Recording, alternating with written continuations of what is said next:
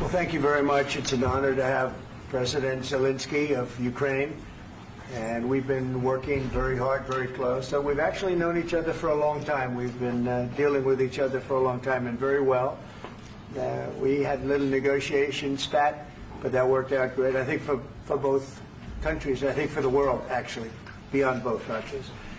And we have something that is a very fair deal. And we look forward to getting in and digging and working and getting some of the rare earth. But it means we're going to be inside, and it's a big commitment from the United States, and we appreciate working with you very much. And we will continue to do that. We have had some very good discussions with Russia. I spoke with President Putin, and we're going to try and bring this to a close. It's something that you want and that he wants. We have to negotiate a deal. But we've started the confines of a deal, and I think something can happen.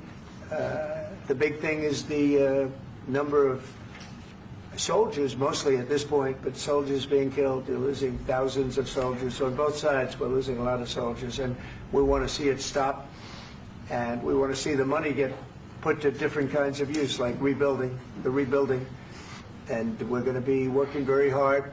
But we've had a lot of very good conversations. I will say until we came along, the Biden administration didn't speak to Russia whatsoever. They didn't speak to anybody. They just allowed this to continue. And I will say that, I'll say in front of you, you've heard me say it 1,000 times, if I were president, this war would have never happened. We would have had a deal negotiated for you without having to go through what you've gone through. But your soldiers have been unbelievably brave. We've given them great equipment, but somebody has to use the equipment. They've been unbelievably brave, and we give them great credit. This was supposed to be over very quickly, and here we are 3 years later. So I give tremendous credit to your generals and your soldiers and yourself in the sense that it's been very hard fighting, very tough fighting. They're great fighters. And you have to be very proud of them from that standpoint. But now we want to get it over with. It's enough, right? We want to get it over with. So it's an honor to have you here. Thank you very much for coming. We're going to sign the agreement at the conference in the East Room in a little while, right after lunch. And we'll be having lunch together. We're also discussing some other things. And we appreciate everybody being here. It's somewhat of an exciting moment, but the really exciting moment is when they stop the shooting and we end up with a deal. And I think we're fairly close to getting that, and an honor to have you. And please, I'd like to say something. No, thank you so much, Mr. President. Thank you for the invitation. And really, I hope that this first document, will be first step to real security guarantees for Ukraine, our people, our children. I really count on it. And of course, we count that America will not stop support. Really, for us, it's very important to support and to continue it. I want to discuss it with details further during our conversation, and of course, the infrastructure or security guarantees. Because for today, I understand what Europe is ready to do. And of course, I want to discuss with you what the United States will be ready to do. And I really count on your strong position to stop Putin. And you said that enough with the war. I think that is very important, Ben, to say these words to Putin at the very beginning of war, because he is a killer and terrorist. But I hope that together we can stop him. But for us, it's very important to, to save our country, our values, our freedom, and democracy, and of course, no compromises with the killer about our territories. But it will be later. And of course, what I wanted, we spoke about it by phone with you about the drones production. We have very good drones production. I think the best one in the world for today because of the war. Yes, and of course we need very much the air defense. You have the best air defense in the world, and really you helped us under attacks of Russians. And I want to speak how we can exchange the licenses. We're open to share the licenses of all our drones with you, of course, with the United States. And we need licenses for quick production of air defense. Even after the war, we need our nation to be calm, that we are secure. So that's why we need this air shield. And of course, about this I want to speak about the contingents. I think that France and UK already spoke to you, and we know that Europe is ready, but without the United States, they will not be ready to be as strong as we need. And then the last point, last but not least, about exchange, about our people and children. And you know that these crazy Russians, that they stolen 20,000 of children, Ukrainian children. They changed their names, they changed their families, relatives, and now they're in Russia. We want to bring them back, and really, it's a big dream, task, and goal for me, and our warriors. By the way, Mr. President, we exchanged, released more than 4,000 warriors from Russian prison, but there are thousands more in the prison. I wanted to share with you some images. How it's just can I now? Yeah, please. One minute. Just you to understand in what circumstances, in what situation they are, and what the attitude of Russia to our prisoners. That guys, just you before and after. You see before and after, just you to understand. Now thousands of such guys, ladies and men, there, and that, so they don't eat, they beat them, and they do a lot of bad things. So out of, even during the war, there are rules. Everybody knows there are rules during the war. So these guys, they don't have any rules. You see that 50, 60 kilograms left, and a lot of such things. And I didn't want to show you what the changes with images of children, because I will just share with you, and I mean, it's looking tragic. Yeah, that's tough stuff. Yeah, I wanted very much to give you, and you see. Yeah. This is pastor, by the way. They stolen pastors, because it's not Russian church. They stolen pastors and moved pastors to the prison. At the end of last year, we brought 3 pastors, and we could exchange them. And this is pastor, you see. Yeah, that's tough. Yeah, so I mean, this I wanted to show you, and this. So thank you very much. We want to get that ended, right? Yeah, of course. We And will. I think we will. And We have to, of course. do you have any questions, please? Thank you, Mr. President. With the, how much money is the U.S. going to put into the fund that is being created today, and how does this provide long-term security for Ukraine?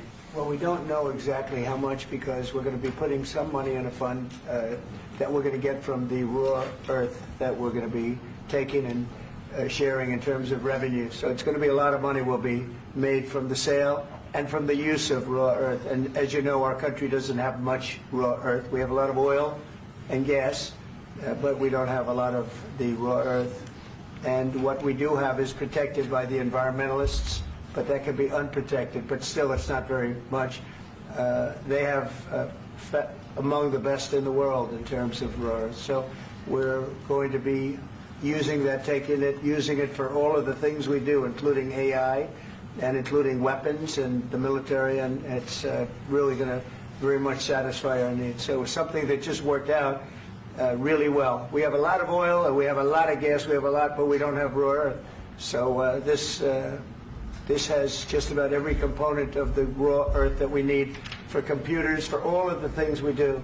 This puts us in great shape. And long-term security for Ukraine. How does this provide? I think they're going to have great luck. I think once we make the agreement, that's going to be 95% of it. They're not going to go back to fighting. I've spoken with President Putin, and I feel very strong. I've known him for a long time, and I feel very strongly that they're very serious about it, and we'll make a deal. And when the deal is made, I don't think we talk about security. Everyone's talking about the other day. All they talked about was security. I said, let me make the deal first. I have to make the deal first. I don't worry about security right now. We have to have a deal, because right now, last week, 2,000 soldiers died on both sides. 2,000, and they're losing 1,000, 2,000, 3,000 a week. So as we sit here and we talk, people are getting shot and dying on the battlefield. And, you know, they're not American soldiers, but they're Russian soldiers and they're Ukrainian soldiers, and we want to be able to stop it. And we want to be able also to spend money on other things. We don't want to, this is a tremendous amount of money. And what the Biden administration did was terrible. They were giving money, but he had no security on the money. Europe, as you know, gave much less money, but they had security. It was in the form of a loan. They get their money back, and we didn't. And now, at least we're protected because the American taxpayer has to be protected too. But this is an incredible agreement for Ukraine because we have a big investment in their country now, and what they have, very few people have. And we're able to really go forward with very, very high-tech things and many other things, including weaponry that we're going to use in many locations, but that we need for our country. This allows us to do that. Will you continue sending military aid? Yes, go ahead, please. If I can just there. Yes. In the document, there is one of the very important points.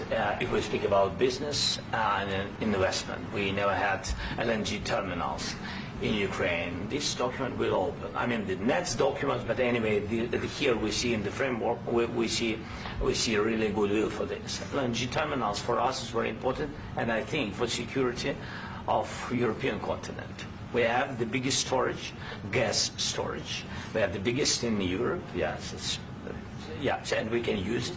Use it for LNG, use it for LNG, and we will do it.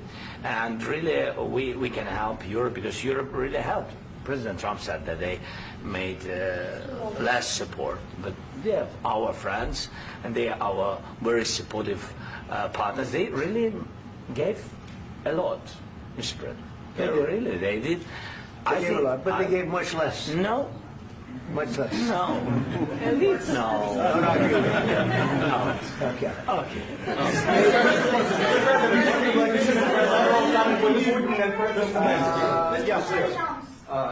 Mr. President Trump, you have repeatedly called the deal with Ukraine as a historical one. And as a President of the United States, you make historical decisions in other issues which affect America and other world. So what place in the world history do you want to take? And do you associate yourself with any famous historical figures? Yeah, I'd say George Washington, Abraham Lincoln. I would say I'm far superior to George Washington and Abraham Lincoln. Now, you know I'm only kidding, right? Because when I say that, the fake news is going to go wild. They're going to say he considers himself to be better than Washington. But you never know. You never know. I don't compare myself to anybody. I'm here to do a job. We've had a great 35 days or whatever it might be, a month, a little more than a month. We've accomplished tremendous amounts. Not only this would be a very great achievement if we could get the war stopped and get them back to normalization. I think that's going to happen. We've had very good talks on both sides, as you know. But I think we've done a very good job, just generally. If you look at all of the things we've done in 30 days, they're saying there's never been a opening for a president. The first month, there's never been a first month like we've had. And this is one of the very important things. This, to me, is one of the most important things because we have tremendous death taking place as we speak, and I don't want to have that. You know, think of the parents, think of the parents, whether they're in Russia or Ukraine, think of the parents of all these people being killed needlessly. They came to our territory. Should have never started. This would have, if I were president, this would have never started. Mr.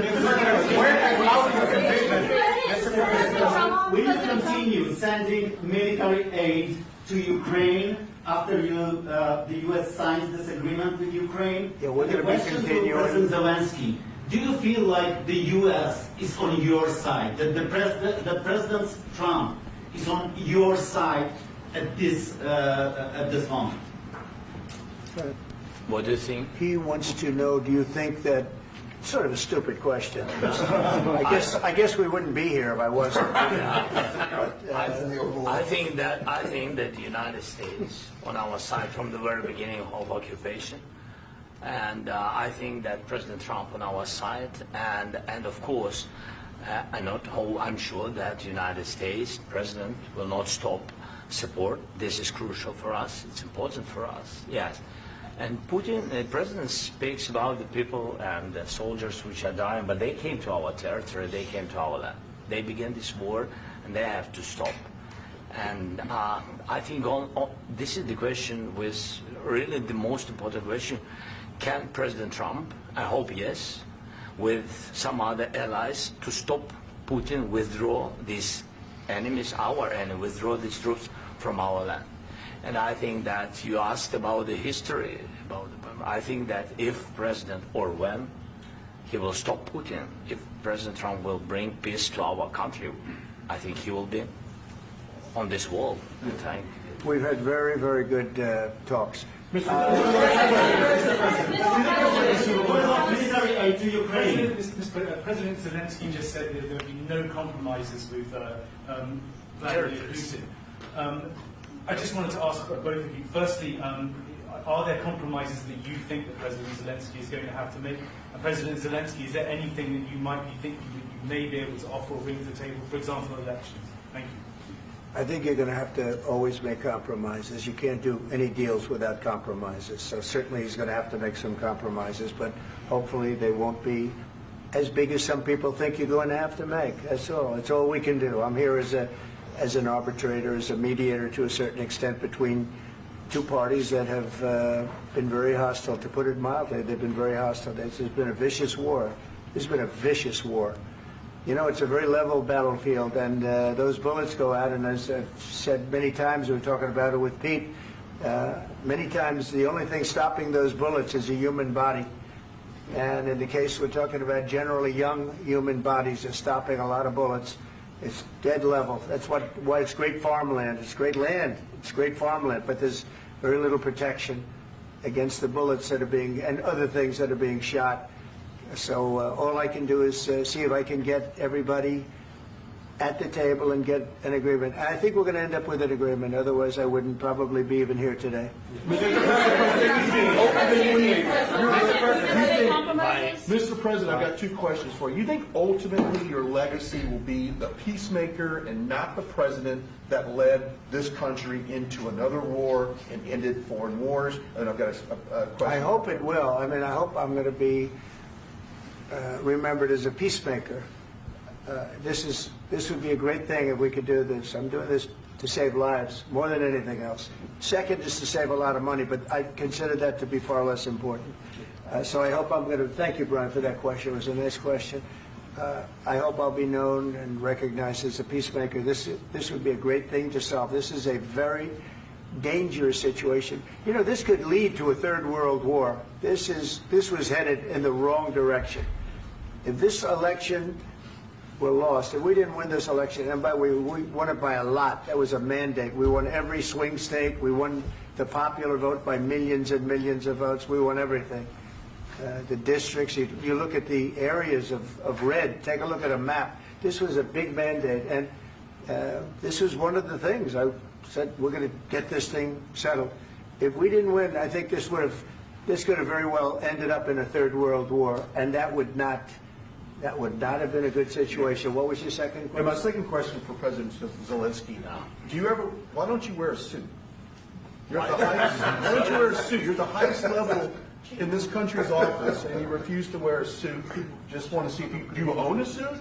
Yeah, problems. A lot of Americans have problems with you not respecting the dignity of this office. I will wear a costume after this war will finish. Okay. Yes, maybe one. Maybe something like this. Something like yours. Yes. That'd be great. Maybe something better. I don't know. We will see. Maybe something cheaper than. Yeah. Thank you. Thank you. Thank you, President Trump. You said yesterday that you have. Are you going to send more arms to Ukraine in case there's no peace? Yeah, we're going to have arms to Ukraine, yeah, sure. Hopefully I won't have to send very much, because hopefully we're going to have it finished. We're looking forward to finishing this quickly. We're not looking forward to sending a lot of arms. We're looking forward to getting the war finished so we can do other things. But we very much appreciate the agreement, because we needed what they had, and we're treating, you know, our country is now treated fairly. Biden didn't do that. He didn't know what the hell he was doing. This should have never happened. This should have never started. But, you know, sure, the answer is yes, but hopefully we won't have to send much, because I'm looking forward to getting it done quickly, very quickly. Does that mean you'll provide security guarantees, Mr. President? I don't want to talk about security yet, because I want to get the deal done. You know, you fall into the same trap like everybody else. A million times you say it over and over. I want to get the deal done. Security is so easy. That's about 2% of the problem. I'm not worried about security. I'm worried about getting the deal done. The security is the easy part. Security is very nice. Everybody stopped shooting. And now will Europe put people there? I know France is going to. I know the UK is going to. I know other countries are going to, and they happen to be right next door. We haven't committed, but we could conceivably. You know, we have security in a different form. We'll have workers there digging, taking the raw earth so that we can create a lot of great product in this country. So in that sense, you have something, but we haven't determined that yet. I will say, in speaking to France and in speaking to, and they were here, as you know, last week and just the other day, they have committed to a lot of security. I don't think you're going to need much security. I think once this deal gets done, it's over. Russia's not going to want to go back, and nobody's going to want to go back. When this deal ends, I really believe this deal is going to be over. Yeah, please go ahead. Go ahead. Mr. President, thank you. You had President Macron and Keir Starmer at the White House this past week, both of whom praised your courage and conviction to lead the pathway towards peace. Yes. Part of that involved, though, re-engaging Russia in diplomatic relations, something that previous leaders lacked the conviction to do so. What gave you the moral courage and conviction to step forward and lead that? Well, I love this guy. Who are you with? One American News, sir. Well, that's why I like him. One American News does a great job. I like the question. I think it's a very good question. It's a pathway to peace. It's a pathway to getting something solved. And I feel that as the head of this country, I have an obligation to do that. Plus, you know, we're very much involved. We got involved. It's too bad we got involved, because there should have been no involvement, because there should have been no war. And there shouldn't have been October 7th. That would have never happened. As you know, Iran was broke. They had no money to give to Hezbollah. They had no money to give to Hamas. They were stone cold broke. And then under Biden, they became rich as hell. They went from no money to $300 billion in a period of 4 years. And they gave a lot of that money away, and you see what happened. And that's a real mess also that we hope to be able to solve. But no, I appreciate your question very much. I feel I have an obligation to try and do something to stop the death. If I can answer. Yes, if I can answer, sorry. Please. And I do like your clothing, by the way. Yeah, really? Even though I think he's a great guy, by the way. But I don't know if you two like each other. But you know what?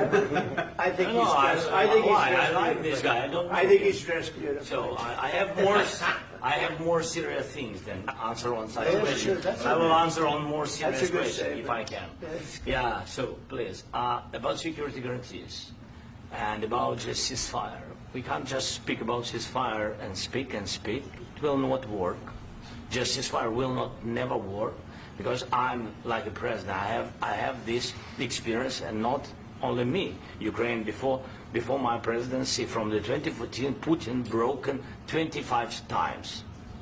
25 times he broken his own signature. 25 times he broken ceasefire. But he never broke to me. He never broke to me. No, you were the president.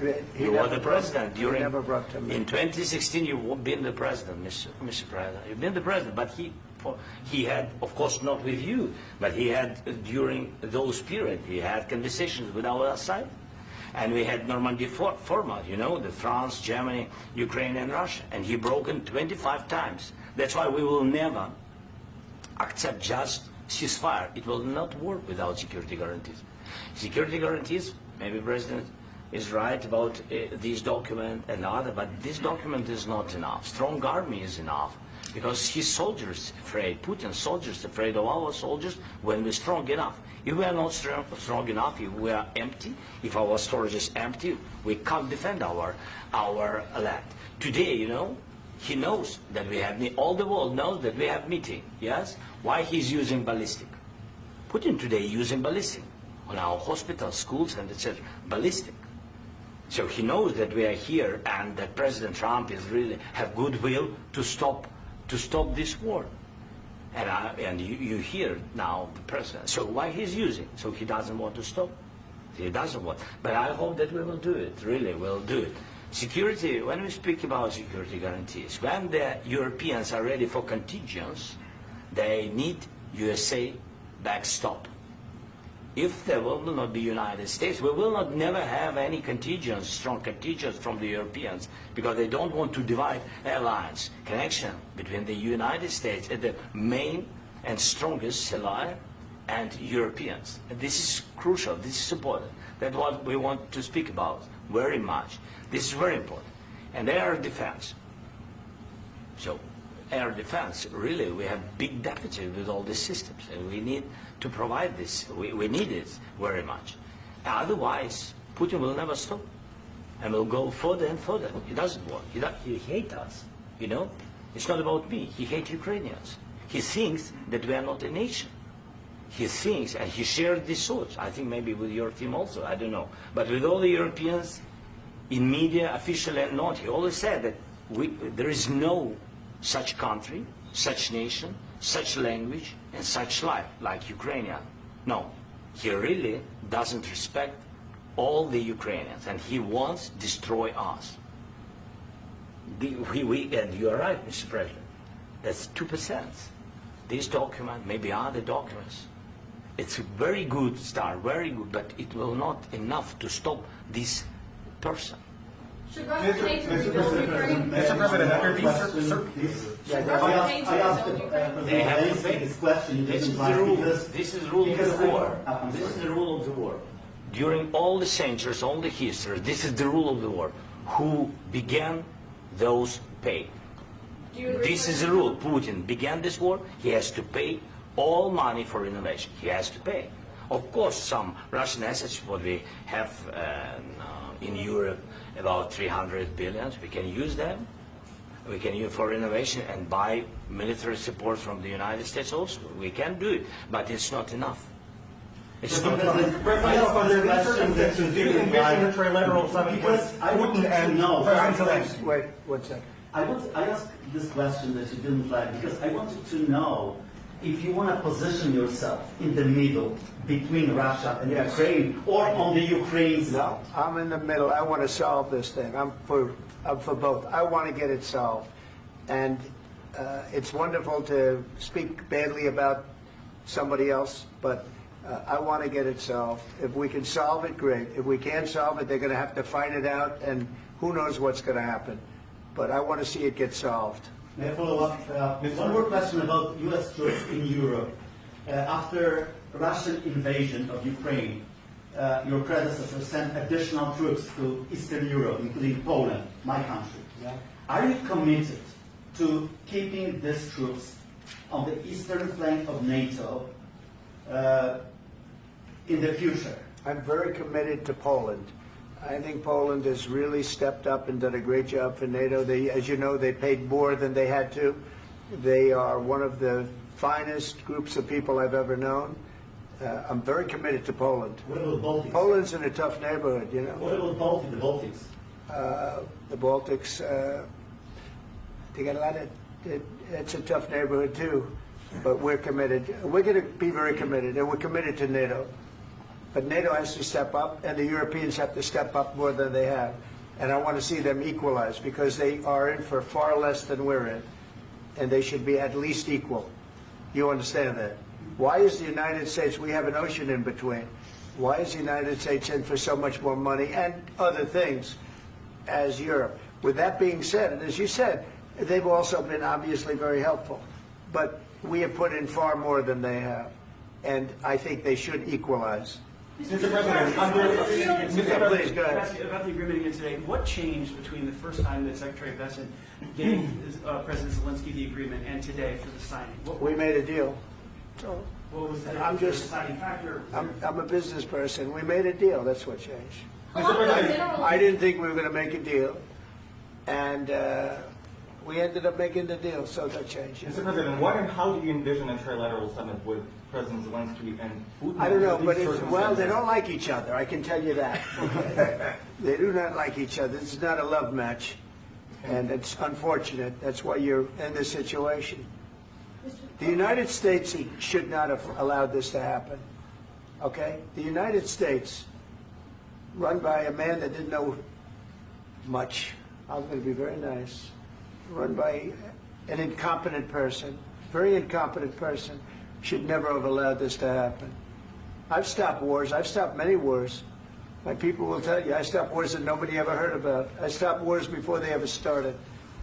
You can look at some of, I could give you a lot of nations that would tell you right now they were probably going to war. I could tell you right now there's a nation thinking about going to war on something that nobody in this room has ever even heard about. Two smaller nations, but big, still big. And I think I've stopped it. But this should have never happened. Sorry, just a second. About any negotiations. First of all, I want really to tell you, and I think that everybody understands that Ukraine, more than Ukrainians, nobody wants to stop this war. But at the future, any negotiations, it's understandable that two sides of the war, not Russia and the United States, because this is not the war between Russia and the United States. This is war of Russia against Ukraine and Ukrainian people. So these two sides will be at the anyway will be at the negotiation table. Then of course United States, like the strongest partner of the Ukraine, and of course Europe. I think Europe is very important. I want to speak about it with the President. Yes, Europe is very important for us because we really defend Europe for today. All the Europeans really recognize that we are defending line and they have real life and our people are dying. That's why they helped us. And also it's about the NATO. Yes, between, like the President said, you have big, nice ocean. Yes, between us. But if we will not stay, Russia will go further to Baltics and to Poland, by the way. But first to the Baltics. It's understandable for them because they've been in the USSR. You know, they've been one of the republics of the USSR, and Putin wants to bring them back to his empire. It's a fact. And when he will go there, if we will not stay, you will fight. Your American soldiers. It doesn't matter. Do you have ocean or not? Your soldiers will fight. Mr. President, would you be willing to visit Ukraine, maybe Kyiv or Odessa, which is going to be a third year of Black Sea? It was my question. I'm sorry. I don't want to talk about Odessa now. Let's not talk about Odessa. I want to talk about making a deal, getting peace. We don't have to talk about Odessa, but a lot of cities have been destroyed. A lot of cities that are not recognizable. There's not a building standing. No. And a lot of things have Mr. President, you have to come and to look. No. We have very good cities. Yes, a lot of things been destroyed, but mostly cities alive, and people work, and children go to school. Sometimes it's very difficult. Sometimes closer to front line, children have to go to underground schools or online. But we live. Ukraine is fighting, and Ukraine lives. This is very important. And maybe it's Putin is sharing this information that he destroyed us. He lost 700,000 people, 700,000 soldiers. He lost everything. Yes. So. Mr. President, one more. I mentioned Poland. Please, go ahead. When did you last speak with President Putin, and what did he say that? A couple of days ago. And what did he tell you that gave you the assurance that he wanted peace? Well, that's what I do. My whole life is deals. I know pretty good. And I've known him for a long time. I've dealt with him for a long time. He had to suffer through the Russia hoax. You know, Russia was a hoax. It was all Biden. It was nothing to do with him. So he had to suffer through that, and he was able to do that. I think that he wants to make a deal, and he'd like to see it end. That's all I do. That's what I do. My whole life, that's what I do is make deals. And I'm in the middle of a mess because this is a real mess. It's a very dangerous one. If this doesn't get solved now, it's not going to get solved for a long time. So I hope we're going to get it solved. In the back, please. Thank you, Mr. President. Prime Minister Starmer claimed repeatedly that his government believes in free speech and was not engaged in censorship. But his country's government arrests people for memes and thought crimes, and even more worrisome is pressuring American companies to censor Americans on his behalf. How can he be a reliable, trustworthy partner when he says things that are demonstrably false on such an important topic? Well, we actually spoke to him about that yesterday, and we thought they took it very, very much too far. JD was very strong on it. So was I. So was Marco. And we've been speaking to him about it. Marco, would you like to say something about that? We have concerns, obviously, with the conduct of various, particularly as it impacts Americans. And there's real concern that American speech, which is online, could fall into the hands of British or any country's jurisdiction. And so this is a point the Vice President made at Munich, and I think it's a very compelling one, that what unites us with Europe, as much as anything else, is these shared values, and one of them being free speech. And so if Americans are threatened by it, we're going to need to take action in that regard. Mr. President. It's actually a very important question. We spoke about this in detail with the Prime Minister, the Foreign Secretary, and others at lunch yesterday, and I know that Secretary of Commerce Lutnick followed up in private meetings last night. This is really important. We believe Americans have the right to speak their mind, even if we in this room disagree with them. They have the right to speak their mind in the public square, which is often online these days. And we're going to defend that right as it pertains to American companies and American citizens vigorously if we have to. I do think that under the President's leadership, we're going to find common ground with our friends in the UK on this question, but it remains to be seen. The principle that will guide us is we believe in free speech in this country, and we'll fight for it for American citizens. Mr. President, on the deal, is there any other oil and gas component to the deal? Is it all critical? A little bit. We'll see. On LNG? But we're not really looking for that so much. We got a lot. We have more than anybody in the world, by far. So no, we're not talking about it too much, but a little bit. I think it affects also, but for the most part, no. And sir, is there any agreement from Ukraine to purchase U.S. LNG as part of the deal, or is that on the table at all? No, we don't need that. Mr. President, I just wanted to ask you about, you just mentioned that you'd spoken to Vladimir Putin a couple of days ago. Just to be clear, that's a new call, not the one that you... I've spoken to him on numerous occasions. Okay. And how was the latest call? What did you discuss? How did it go? Are you serious with that question? I am. I'd love to know. It went well. I think we're going to have a deal. On the minerals deal, Mr. President, some of those minerals are in the east of Ukraine, not far from the front lines and in areas that Russia has occupied. Will you direct President Putin to withdraw his forces from those areas if there's U.S. interest? Well, we'll take a look at the time. We have a lot of area. It's a very big area we're talking about, so we'll take a look. I'll study that and I'll see. And who would protect those minerals if they are U.S. interests? Would that be Ukrainian forces? They'll be protected. The agreement will protect them. US the agreement, yeah, we're signing an agreement. Right, but what if Russia tries to invade or there's Russian aggression in those spots? I just told you I don't think that's going to happen. And if that were going to happen, I wouldn't make a deal. If I thought that was going to happen, I wouldn't make a deal. Some people may wonder why... You ought to focus on CNN on survival, not asking me these ridiculous questions. Focus on surviving, because CNN's got such low ratings. I don't think they're going to survive.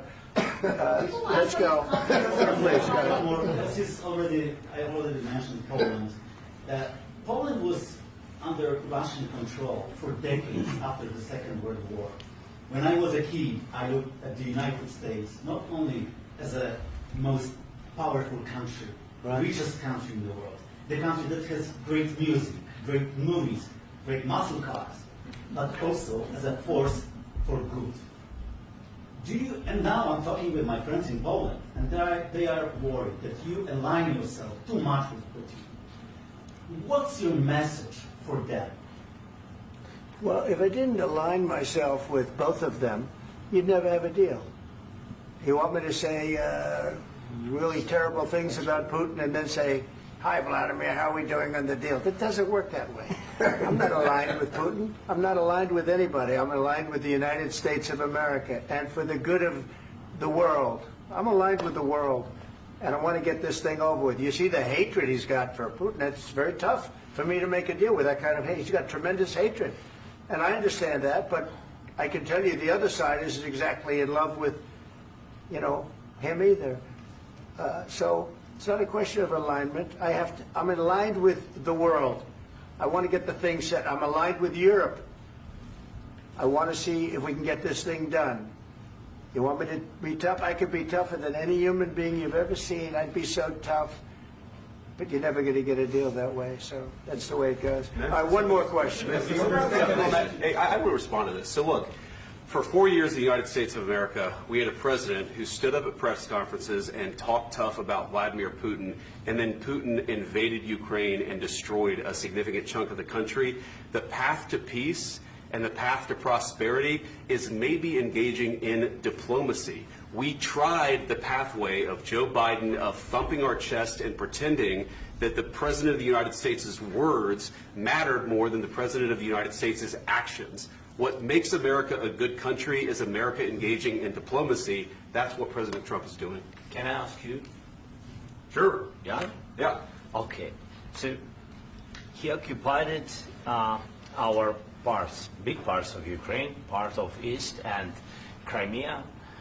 So he occupied it on 2014. So during a lot of years, so I'm not speaking about just Biden, but those time was Obama, then President Obama, then President Trump, then President Biden, now President Trump, and God bless, now President Trump will stop him. But during 2014, nobody stopped him. He just occupied and took. He killed people. You know what the contact 2015. 2014. 2014 and 2014. 2014. Yeah. So I was not here. Yeah, but that's exactly right. Yes, but during 2014 till 2022, yeah, the situation the same. The people have been dying on the contact line. Nobody stopped him. You know that we had conversations with him, a lot of conversations, my bilateral conversation, and we signed with him, me, like a new president. In 2019, I signed with him the deal.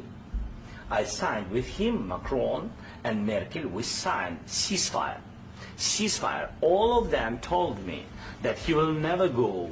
We signed him with gas contract. Gas contract. Yes, but after that, he broken this ceasefire. He killed our people and he didn't exchange prisoners. We signed the exchange of prisoners, but he didn't do it. What kind of diplomacy, JD, you are speaking about? What do you mean? I'm talking about the kind of diplomacy that's going to end the destruction of your country. Yes, but if you Mr. President, with respect, I think it's disrespectful for you to come into the Oval Office and try to litigate this in front of the American media. Right now, you guys are going around and forcing conscripts to the front lines because you have manpower problems. You should be thanking the President for trying to bring it into this conflict. Have you ever been to Ukraine that you say what problems we have? I have been to. Count once. I've actually watched and seen the stories, and I know what happens is you bring people, you bring them on a propaganda tour, Mr. President. Do you disagree that you've had problems bringing people into your military? And do you think that it's respectful to come to the Oval Office of the United States of America and attack the administration that is trying to prevent the destruction of your country? A lot of questions. Let's start from the beginning. Sure. First of all, during the war, everybody has problems. Even you, but you have nice ocean and don't feel now, but you will feel it in the future. God bless. You don't know that. God bless. You God bless. You will not have a war. Don't tell us what we're going to feel. We're trying to solve a problem. Don't tell us what we're going to feel. I'm not telling you. Because I'm you're in no answering on position this to question. dictate that. That's exactly what you're doing. You're in no position to dictate what we're going to feel. We're going to feel very good. You will feel influence. We're going to feel very good and very strong. You will feel influence. You're right now not in a very good position. You've allowed yourself to be in a very bad position, and he happens to be right about it. From the very beginning of the war. You're not in a good position. You don't have the the cards right now. With us, you start having not playing cards. Right now, you don't. I'm very You're playing serious, cards. Mr. President. You're I'm playing very cards. serious. You're gambling I'm with the president lives of anymore. millions of people. You're gambling with World War III. You're gambling with World War III. And what you're doing is very disrespectful to the country, this country, that's backed you far more than a lot of people said they should have. Have you said thank you once? This A lot entire of meeting? times. No, in this Even entire meeting, today. have you said thank Even you? today. You went to Pennsylvania and campaigned for the opposition in October. Offer some words of appreciation for the United States of America and the president who's trying to save your country. Please, you think that if you will speak very loudly about the war, you He's can... not speaking loudly. He's not speaking loudly. Your country's in big trouble. Can I Wait a answer? minute. No. Can You've I done a lot answer? of talking. Your country is in big trouble. I know. You're not I winning. know. You're not winning this. You have a damn good chance of coming out okay because of Mr. us. President, we are staying in our country, staying strong from the very beginning of the war. We've been alone, and we are thankful. I said thanks You haven't in been this alone. cabinet, You and haven't not been only alone. in this We cabinet. gave you, through I this said stupid thank you. president, $350 billion. You voted We gave for you your military president. equipment, You and your voted men for are your brave, president. but they had to use our military. What about West? If you didn't have You our invited military me- equipment, you invited if me you to didn't speak. have our military equipment, this war would have been over in 2 weeks. In 3 okay? days, I heard it from Putin. In 3 days, this is something Maybe new. less. In 2 weeks, of course, yes. It's going to be a very hard thing to do business like this. I tell you. Just say thank you. I said a lot of times that there, thank you except to that, American people. Except that there are disagreements, and let's go litigate those disagreements rather than trying to fight it out in the American media when you're wrong. We know that you're wrong. But you see, I think it's good for the American people to see what's going on. I understand, sir. I think it's I very understand. important. That's why I kept this going so long. You have to be thankful. You don't have the I'm cards. thankful. You're buried there. Your people are dying. tell you You're again, running I low know. on soldiers. Don't- Listen, don't please, you're running Mr. low on President. soldiers. It would be a damn good thing. Mr. And then President. then you tell us, I don't want a ceasefire. I don't want a ceasefire. I want to go, and I want this. Look, if you could get a ceasefire right now, I tell you, you take it so the bullets stop flying and your men stop getting killed. Of course, we want to stop the war. But you're I saying said- you don't want a ceasefire. But I said to you, I want a with ceasefire. guarantees. Because you'll get a ceasefire faster than an agreement. Ask our people about ceasefire, what they think. That wasn't It doesn't with matter me. for you what That what wasn't is- with me. It That was wasn't with you. a guy named Biden, who was not a smart person. This That is was your- with, this that was is with your Obama. president. It was your president. Excuse me. That was with Obama, who gave you sheets, and I gave you javelins. Yes. I gave you the javelins to take out all those tanks. Obama gave you sheets. In fact, the statement is Obama gave sheets and Trump gave javelins. You got to be more thankful, because let me tell you, you don't have the cards. With us, you have the cards. But without us, you don't have any cards. One more question to Mr. Vice President. I'm sorry. It's going to be a tough deal to make, Um, because the attitudes have to change. What if Russia breaks ceasefire? What if Russia breaks peace talks? What do you do then? I understand that it's a heated conversation right now. What are you but saying? what She's if asking, what if Russia breaks the ceasefire? What if anything? What if a bomb drops on your head right now? But they have Okay? broken ceasefire. What if they broke it? I don't know. They broke it with Biden, because Biden, they didn't respect him. They didn't respect Obama. They respect me. Let me tell you, Putin went through a hell of a lot with me. He went through a phony witch hunt where they used him and Russia. Russia. You ever hear of that deal? That was a phony Hunter Biden, Joe Biden scam. Hillary Clinton, Shifty Adam Schiff. It was a Democrat scam. And he had to go through that. And he did go through it. We didn't end up in a war. And he went through it. He was accused of all that stuff. He had nothing to do with it. It came out of Hunter Biden's bathroom. It came out of Hunter Biden's bedroom. It was disgusting. And then they said, oh, the laptop from hell was made by Russia. The 51 agents. The whole thing was a scam. And he had to put up with that. He was being accused of all that stuff. All I can say is this. He might have broken deals with Obama and Bush, and he might have broken them with Biden. He did, maybe. Maybe he didn't. I don't know what happened. But he didn't break them with me. He wants to make a deal. I don't know if you can make a deal.